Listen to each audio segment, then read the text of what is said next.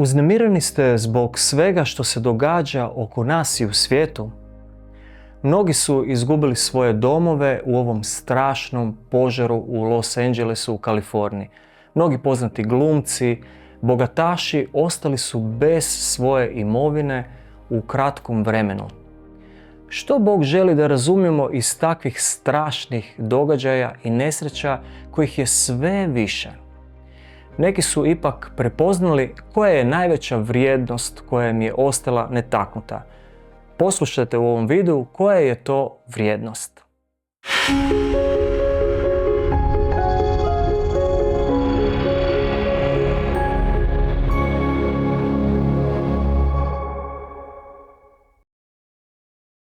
Dobrodošli na kanal Povratak pravim vrijednostima. Moje ime je Daniel.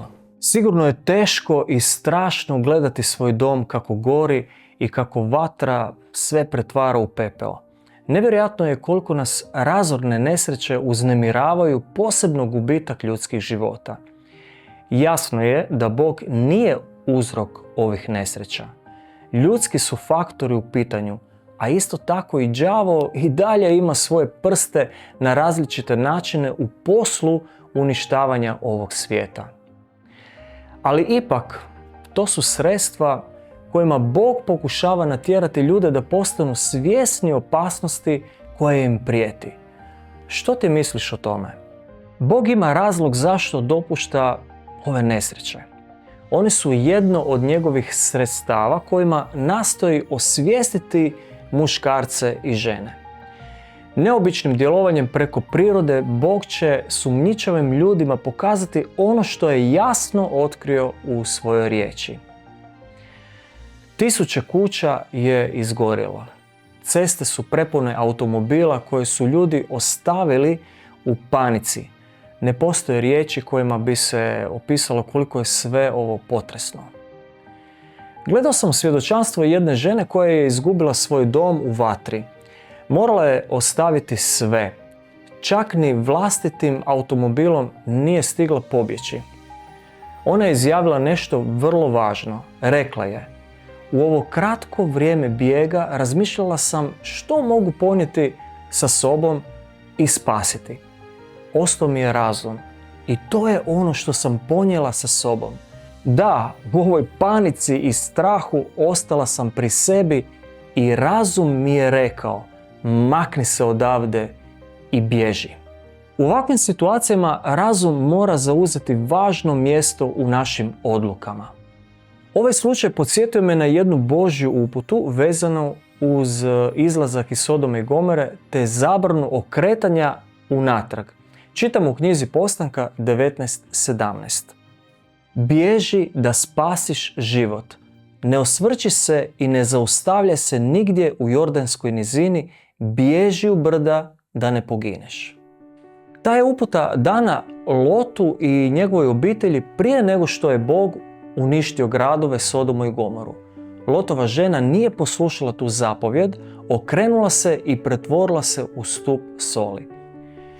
Ova priča podsjeća na važnost poslušnosti Božje riječi.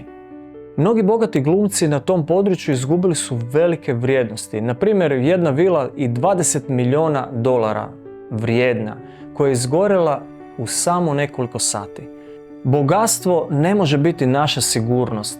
Ne treba se oslanjati na moć i novac koji može u trenutku nestati. U Svetom pismu piše: svaki je čovjek kao trava i sva njegova slava kao cvijet u travi. Trava se osuši i cvijet otpadne, ali Božja riječ ostaje zauvijek. Zato se i pouzdamo u Božju riječ. I ono što je nama najvrijednije, što Bog želi da naslijedimo. U Mateju 6.33 kaže: tražite najprije Božje kraljevstvo i njegovu pravednost i sve će vam se drugo nadodati. Gledao sam jednu obitelj koja je isto tako izgubila svoj dom u vatri.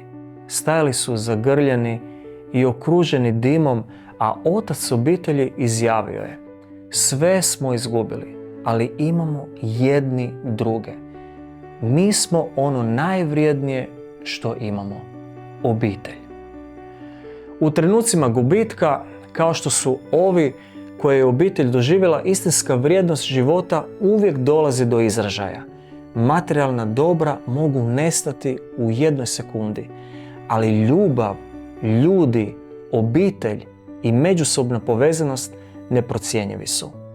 Ne postoji bogatstvo na svijetu koje može zamijeniti vrijednost ljudskog života, jer je za nas sve dao onaj koji nas voli najviše, Isus.